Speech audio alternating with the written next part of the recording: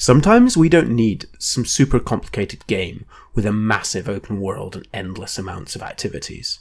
Sometimes all we want is the simplicity of annihilating everything on the screen. Now, when I was a teenager, I remember buying the orange box. That contained Half-Life 2, Team Fortress 2, and Portal, and it was the price of one game. At that point, I couldn't quite believe the value I was getting. I thought it was such a good deal. Every game was genuinely just excellent. And I never really felt like that again until I purchased Vampire Survivors. £2.09. I can't even get half a pint for £2.09. Here I am, 65 hours of gameplay later, and I'm still thinking about the game. I still look forward to every update. It's gotta be the best value game I've ever purchased. It's really hard to quantify value in video games. Some people look for time they can invest, and others look at the fun of the gameplay, and they don't really care if you can complete the game in 8 hours or less. Well, thankfully, Vampire Survivors has you covered for both. The minute-to-minute gameplay is really fun, and you can get a lot of mileage out of it. As I said, it's taken me 65 hours to unlock everything.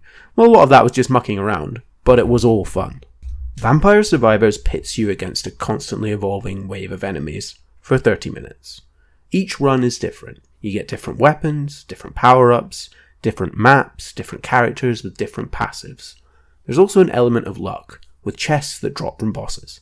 And there are permanent power-ups to unlock too. Every enemy you defeat leaves behind an experience gem for you to collect. And when you level up from that experience, you're given a random selection of weapons or power-ups to choose from. And later on, weapons can be evolved into more powerful versions. So let's talk about the incredibly addicting gameplay loop. Early on, you're encouraged to keep playing, because the longer you survive, the more boss enemies you'll encounter that drop chests full of gold, and the more gold you get, the more different characters and passive bonuses you can unlock. Now this is where you can start truly losing yourself in the game. Every run, you're unlocking a new weapon or character, and later on you start unlocking secrets and other ways to alter the game. Most unlocks have the potential to make you build differently, and it becomes easy to keep playing and unlocking things. And you reach a kind of cycle. You do a run, you unlock a character.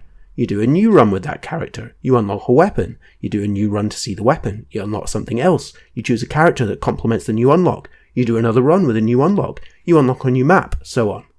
And it can keep going. Before you know it, you've played for 4 hours.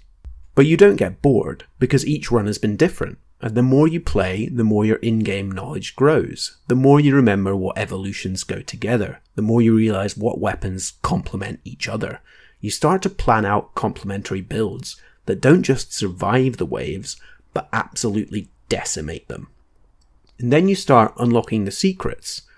Secrets that let enemies get more powerful and more frequent, so that you have even more of a challenge, and you can get even more experience. And then, eventually, you get to kill death itself, the being that used to end every run of yours. It's very satisfying progression. The fun of the gameplay lies in its simplicity and building your character. You only need 5 buttons to play the game, WASD and space, but it's some of the most fun I've had in ages. It's all about planning your build and positioning your character. A lot of skills issue from your character in a specific pattern or arc of travel, so you have to position yourself so that the skills hit the enemies. Some skills just randomly hit, some skills are small and precise, others cover the entire screen. You can go for a bunch of wide, easy to land skills, or choose ones you have to position more carefully for.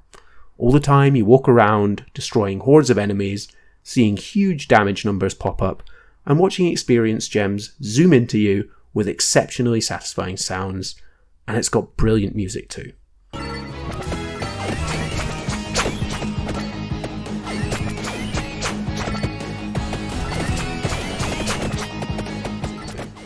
It all feels really arcadey and fun as you grow exponentially in power. So this constant loop of fun, moment-to-moment gameplay, supported by constant unlocks that keep you playing and varied runs, means you can sink loads of hours in before getting even remotely bored. The progress you feel over each run is exceptionally fun, where you can start out struggling and end up as an unstoppable force that can't be touched if you planned your build well. My only criticism, and it's a pretty minor one, is that once you've played for a while and you understand the builds, there are a couple of weapons that you end up using a hell of a lot. But I won't name them, because half the fun is just discovering what works for yourself and playing around with the super fun weapons and power-ups. Vampire Survivors is one of those rare games that made me stop and think, what have I been missing out on? If I could get this game for a couple of pounds, what else have I missed? I'm sure there's got to be loads of exceptional games that I don't have a clue about. To put it into perspective, aside from Elden Ring, this is the game I've put the most time into this year. I simply can't praise it enough. It's unbelievable to me that I'm playing a game this good and I only spent £2.09 on it.